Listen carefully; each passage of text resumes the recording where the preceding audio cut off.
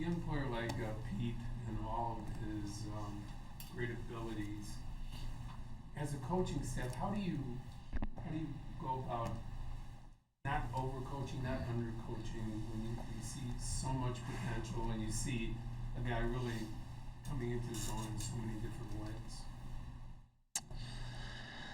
Well, I think that's coaching. I mean, those are fun players to coach. I think every coach would tell you that.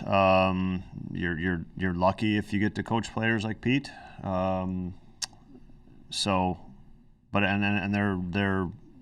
They challenge you, and it's a fun task, and I think that's why you kind of get into coaching, really, for talented young players. So that's the name of the game,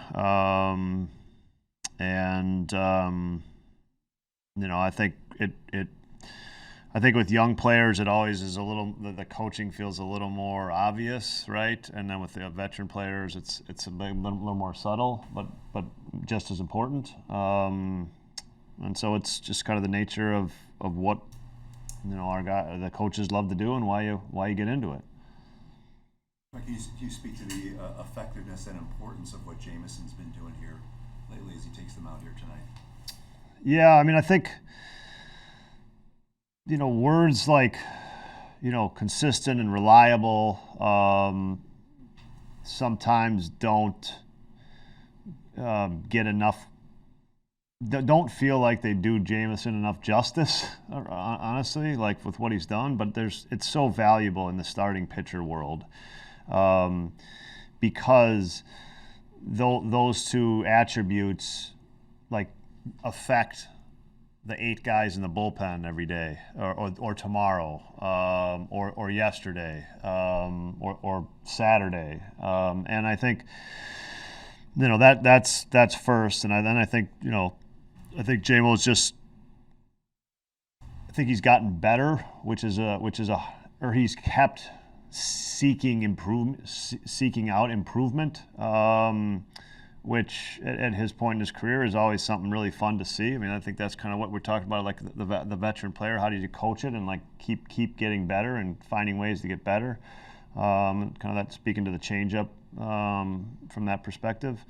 And so that consistency and that reliability as a starting pitcher, it's a super important part of. Those are great attributes. Great attributes. Craig, you mentioned the bullpen. It's been really good for a long stretch now. What kind of lift is that for you and everybody else with the ball club that they've been so good for quite a while now? Yeah, I mean, look, we've just been excellent down there. Guys they've just not given up runs, and I think it also means that they're getting their outs. Somebody's not getting up. They're getting more rest. They're getting the best, hopefully, matchups for themselves and for the next guy. And all that carries over, and I think it has an effect, and it's a credit to them. They're working as a unit. And I think we've got a unit right now that's working really well together. Is there an early season navigation process with the bullpen every year, especially when there's so many new faces being put together? Yeah, I mean every year the bullpen changes, weekly, monthly, year to year. You never. I don't think you ever say you have it figured out. You have a series where you maybe kind of know what's going to happen, but I don't think you ever feel like you have it figured out. You got to stay on your toes with it. But when guys are pitching like this, that's when I think bullpen's starting to fall into pretty, expected roles where you know what's going to happen, and that's a credit to them. Jameson, just how important is it for him to have a healthy start to a season after a couple early season injuries the past few years? Yeah, I mean, I think his injuries have been little ones. In the past, at least last year, he dealt with some low back stuff and some hamstring stuff, but small injuries. And that's another thing that speaks to the innings he delivers is another just big piece of it doesn't seem like the most exciting thing, but for a starting pitcher, it's a really important part of helping everybody else around you, and he consistently does it. So, look, I mean, every player will tell you, like, you go through seasons, and you have some seasons, you look back in your career, and you have some seasons where you did pretty good health-wise. Like, I know from Jamo's perspective, he's got a really good routine.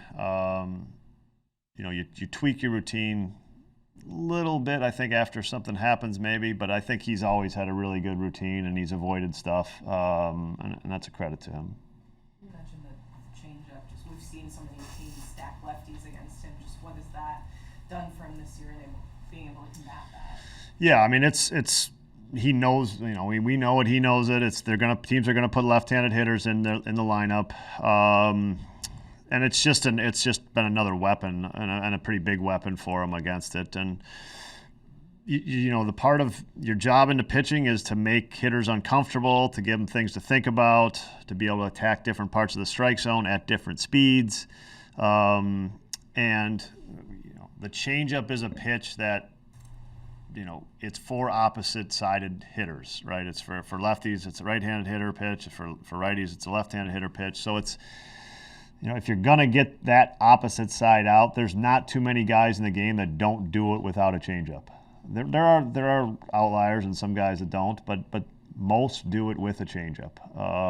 And so it's an important thing to have in your arsenal.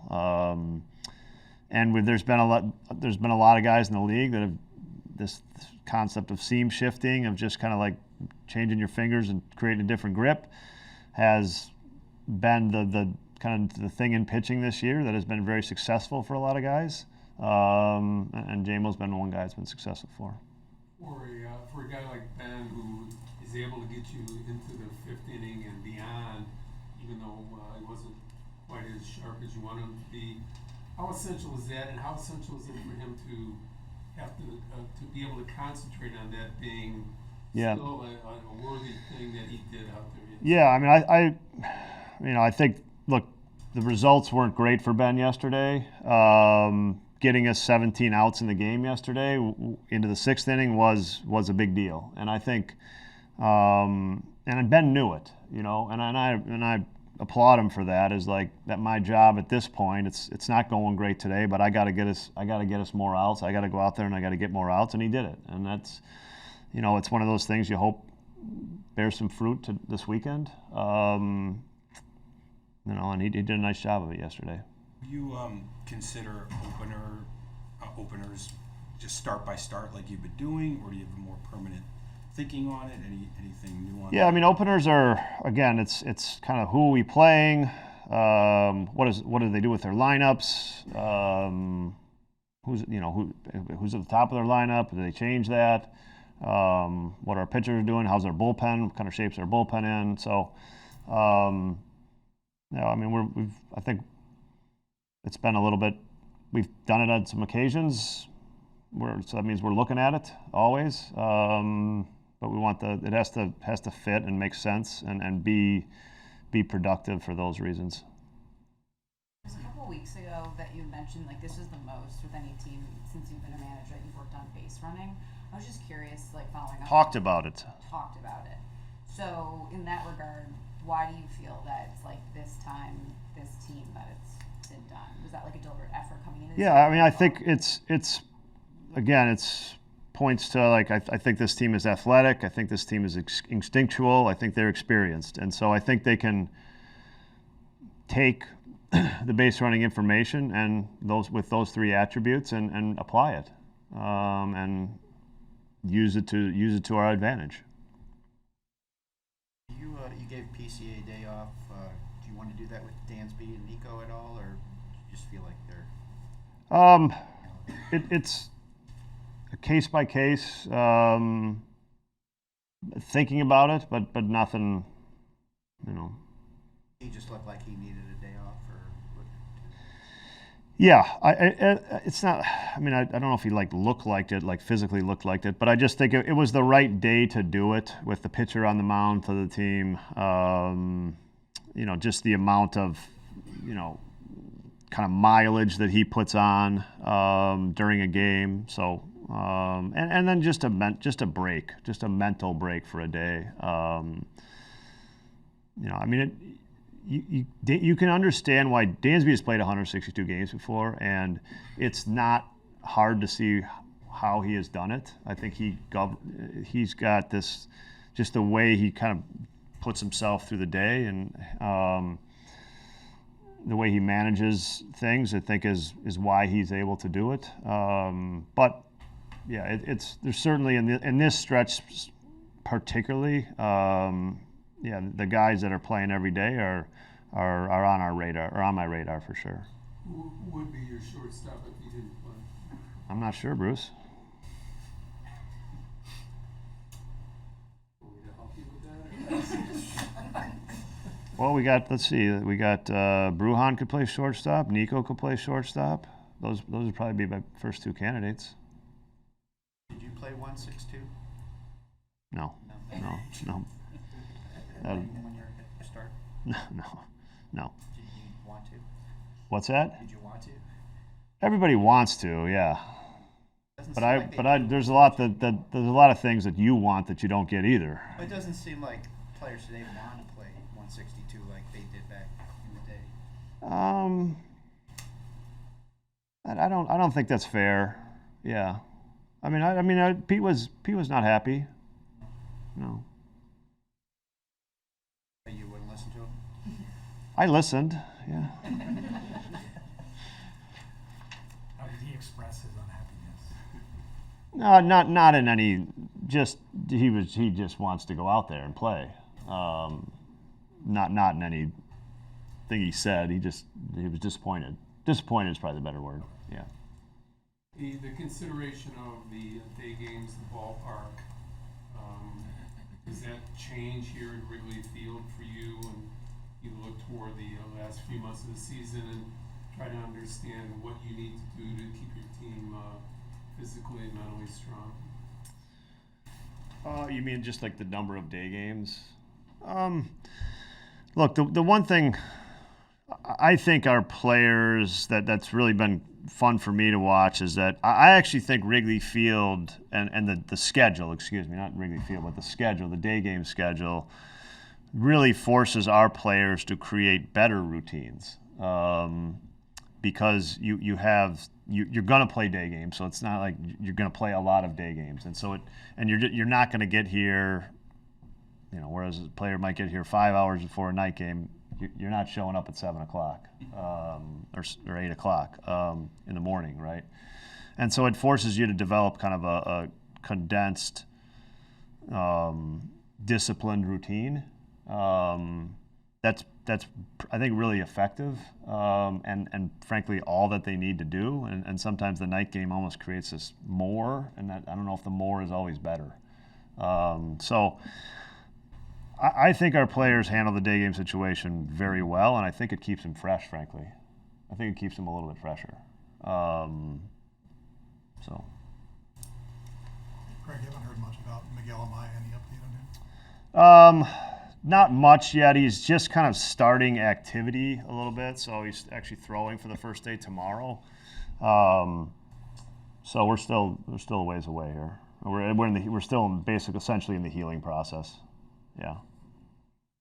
Any other injury things that I can? You guys, or if you want to leave, that's fine too. Is Assad getting closer to? Assad is throwing a bullpen this weekend, and he's in the bullpen phase of rehab right now.